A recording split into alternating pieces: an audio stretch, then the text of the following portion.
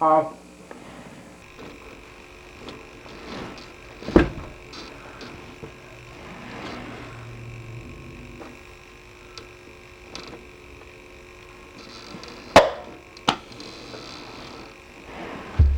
okay, people. I got, something different. It's not like a game review, it's more like an accessory review. This time, for my first accessory review, we're going to be looking at the Super Game Boy for the Super Nintendo, released in 1994. Now, back then, Game Boy games were like in black and white, or at least, like green and yellowish and black, I guess, since the original Game Boy was out then. And the Game Boy Color hadn't come out yet. So, and also, this thing displayed your Game Boy games in color, and also you could play it on your TV. Pretty cool. It seemed like an awesome idea. And you could play it on your Super Nintendo. I got mine for $6. Used, too. So, let's take a look at this thing and see how well it holds up today.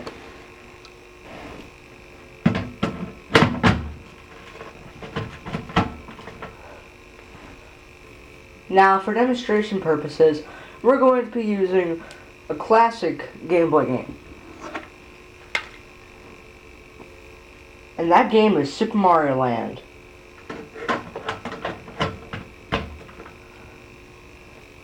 Now, before we start, let me give a little side note here.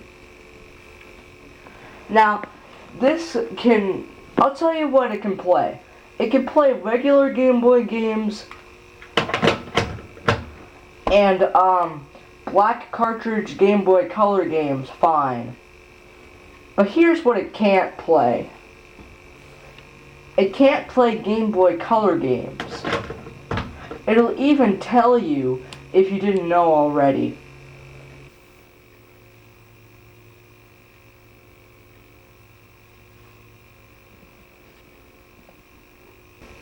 Yeah, so Game Boy Colors are out of the question.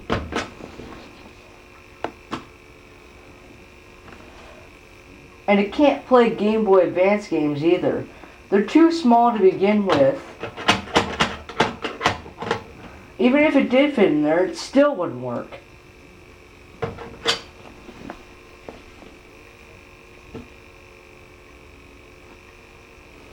Okay, enough about talking about it. Let's just play this thing.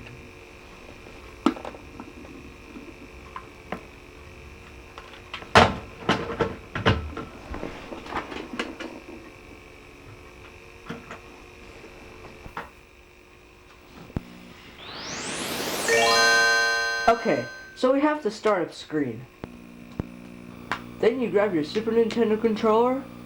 Now warning, this is going to be loud.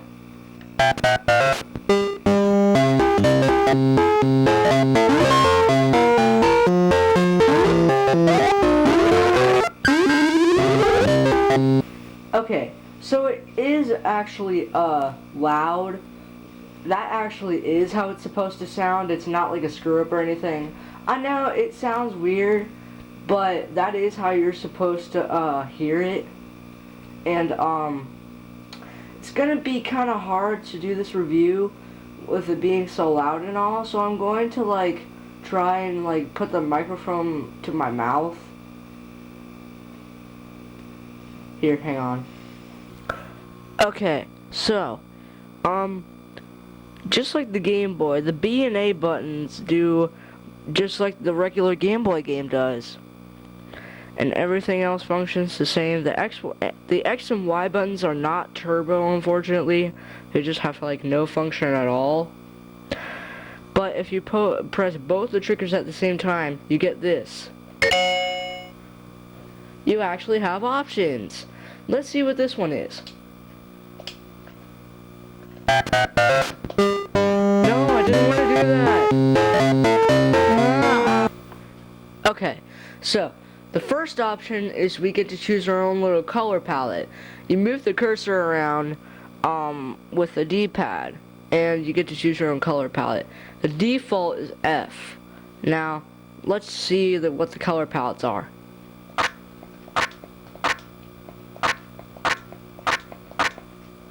Ooh, I like that one.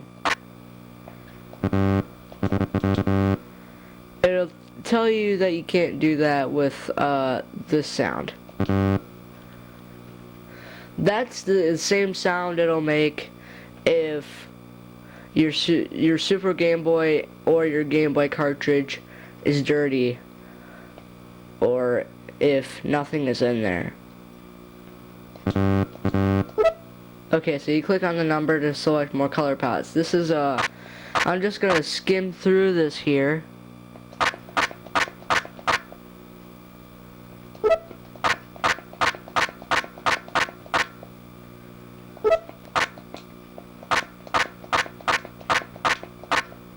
Some of these I like. Okay, so that's all of them. I like this one the best, but we're just gonna keep it at this for the sake of the review. Okay, so you click on this to select different ones. This one is different picture frames. So this one is just the Game Boy. This one is just that. This one is Windows, I guess. This one is a bunch of rocks and dirt. This one is the sky and clouds and all that. Oh, look, and there's a house. This one is like they're viewing it in a movie theater. It'll look like this when you're playing, so that people will like see you when you're playing. It's kind of cool. Actually, since the game isn't playing, I don't need to put the thing up to my mouth.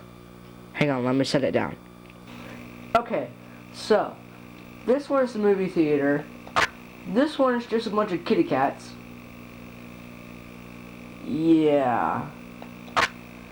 This one is like you're drawing, and I don't know if you want to be like an artist.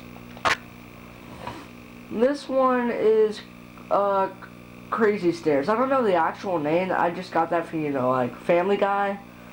But I can't do that one. I don't know why.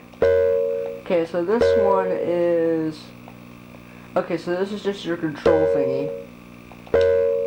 You can actually draw around the borders. You can choose your own little color. Oh no, wait. This one is... You can customize your own color palette. You could choose a bunch of different colors.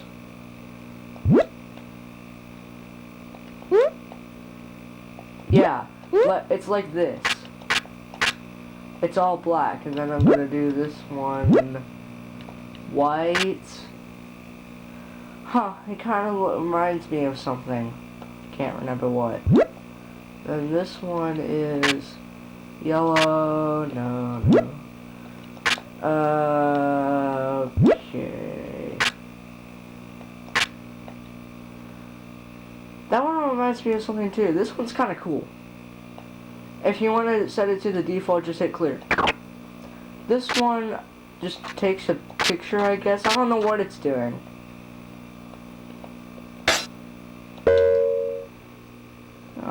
No, wait. I need to set it to clear.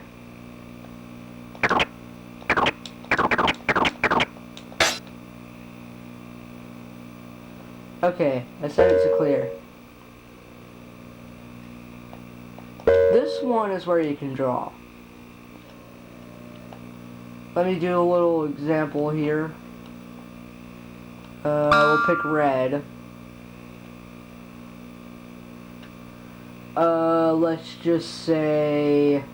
Let's just spell my name. I'm using the D-pad here, so forgive me for my bad drawing. And I'm trying to use curves. It's hard. You have to like hold the D-pad in like that, but it's really weird. As you can see, I'm horrible at this. It's kind of hard to like do it. You have to like, unless you use an SNES mouse or something, you're not gonna get all artist drawing, I guess, with the D-pad. Let me just draw all over, just 'cause I can. You can't draw on the screen, so just in case you can't like stay inside the lines, that's a good idea.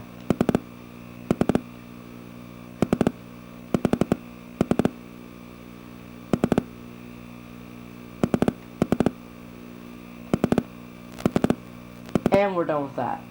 Let's see here. Which one's clear? Oh, this one's clear. Yeah.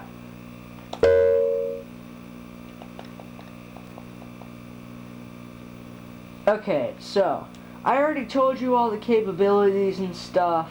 There's not really much to it. It can only play, as I said before, it can only play, regular Game Boy games and black cartridge, Game Boy Color games that are black cartridges. And, it can't play Game Boy Color games, and it certainly cannot play, Game Boy Advance games. If you want to do all that, then you'll have to get the Game Boy player for GameCube. Unfortunately, I do not have that, nor do I even have a GameCube. If I had a GameCube, I would certainly get the Game Boy player. Maybe. I don't know. Anyway, they should have actually included that on the Wii.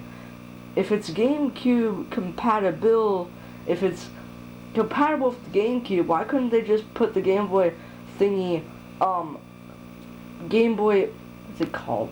Game Boy input thingy, whatever it's called, on the bottom of the Wii.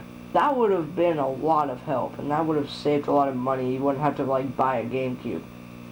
Okay, enough about the Game Boy player. The Super Game Boy, it is a good accessory for your Super Nintendo. It was actually kind of in my opinion, it was a little bit ahead of its time. No, actually it wasn't. I'm not really sure if it was ahead of its time or not, but, it is a pretty neat thing, especially for, like, 1994, and, it doesn't like, enhance the graphics or anything, but back then, there was no color in Game Boy games, so that was awesome, and you could play Game Boy games on your TV, and play it with your Super Nintendo controller, so that is cool. And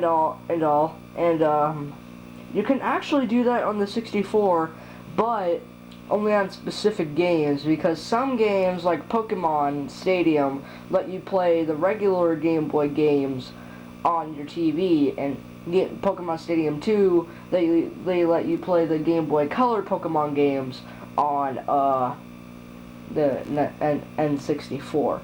But, other than the, Game Boy player and the thing I just talked about, the Nintendo 64, there is nothing else quite like it. But there was nothing else quite like it back in the day. It was pretty cool then, and it still is cool now. It has aged very well, but not as well. Well, actually it has, what am I saying? It has aged well, but some of you might not think so, because, I don't know. Anyway, no, that's not what I want to say. Okay. I'm being a dork. No, wait. Sorry about that. What I meant to say was that, it has aged very well. And, it is a pretty neat little accessory. But it might not be no longer needed, because of the Game Boy player. But it is still cool to have if you have, like, a Super Nintendo and you want to, play the regular Game Boy games, you know, like, on a vintage system, or at least, you know, like, more vintage than the GameCube. You get what I'm saying. And, yeah, so that is pretty much all I have to say about the Super Game Boy. Okay. Okay, so as I said before, this thing is a neat little thing that is good to have for your little collection of gaming. And as I said before, it has aged very well. What was I gonna say about this?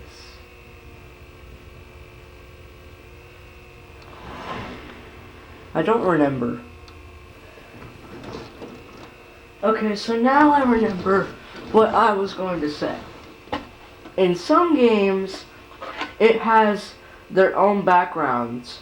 Like, I know some games that do. Like, Link's Awakening DX and Pokemon.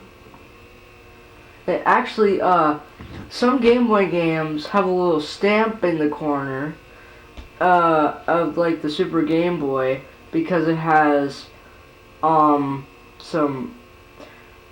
stuff with the Super Game Boy that came with the gamer, that is made to be played on the Super Game Boy. It either has more color or different features.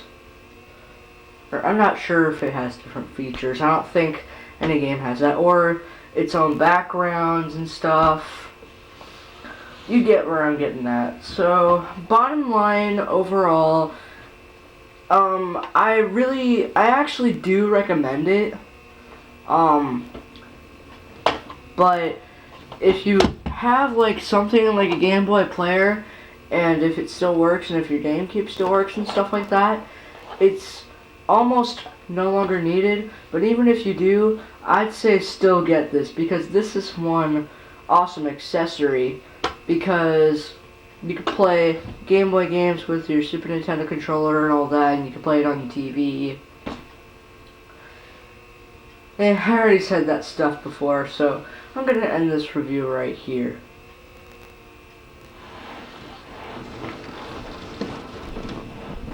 Here, dude, here, have an M&M before the screen goes staticky. Here, take it, no, no!